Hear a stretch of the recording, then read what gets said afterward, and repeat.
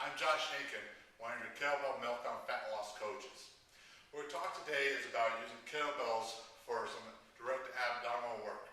A lot of times people think they gotta still do crunches, they gotta do some type of direct abdominal work. You'll find that in most of your kettlebell exercises that your abs are being hit. Exercises like front squats and presses and snatches, your trunk has to stabilize against the force of the load so you maintain good posture. You'll actually find that you actually get much stronger and thicker through the torso, which is not a bad thing. Because if you think of ancient Greek statues, they didn't have little tiny waists, they were more square shaped because that's a healthier look. That's why 80% of the population right now is going to experience back pain because they don't have a strong trunk and core, which includes your low back, your abdominal area, and your hips.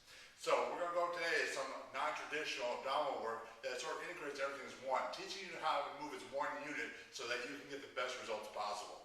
The first thing we're going to do is start with an overhead squat. An overhead squat is also an amazing test of your flexibility. To perform it, you can either snatch or clean and press the weight overhead. Once the weight's overhead, you want to keep your elbow locked. You can place your feet about 45 degrees apart. What you're going to do is you can look up at the bell to maintain some balance. You're actually going to squat away from the bell, spreading your knees nice and wide, and then driving up through your heels through the bell. Down, and right on up. That places a tremendous amount of stress to the whole trunk region, primarily through the obliques, but also the smaller stabilizers as well. You want to make sure to do the same amount of repetitions each side. You'll notice through a lot of these drills that we're going to go overhead a lot. Because when you go overhead, you change the center of mass, increasing the stress on the core. So what we're going to do now is what's called a two hands anyhow. What you do is use two bells for this. It looks very similar to the window. I'm going to place either the same size bell or slightly lighter bell towards the inside part of the foot, and we'll go down towards. The heavier bell, I can clean and press overhead. So what I'm going to do is point my feet towards the bell. Again, arm off, I'm going to push my hips back, slide down, grab this bell. Concentration curl. Press. Bring it back down to my shoulder. Extend. Right down. Weight is on my right hip.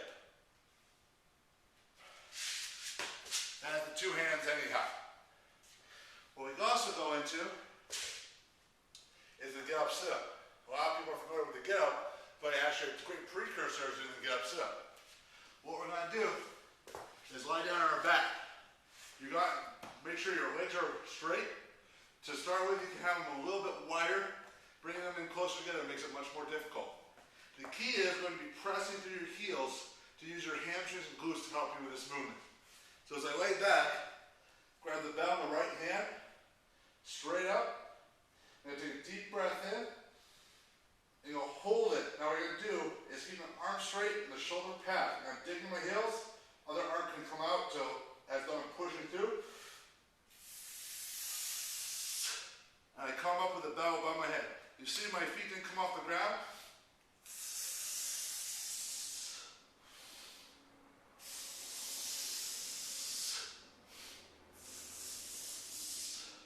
Now this is a pretty tough drill, so you can start with your body weight, or you can move the bell slightly in front of you to get some leverage. These three drills can be essentials in making sure that you don't have back pain and you always get a strong core and foundation. Make sure to check out more at kettlebellfatlosstraining.com.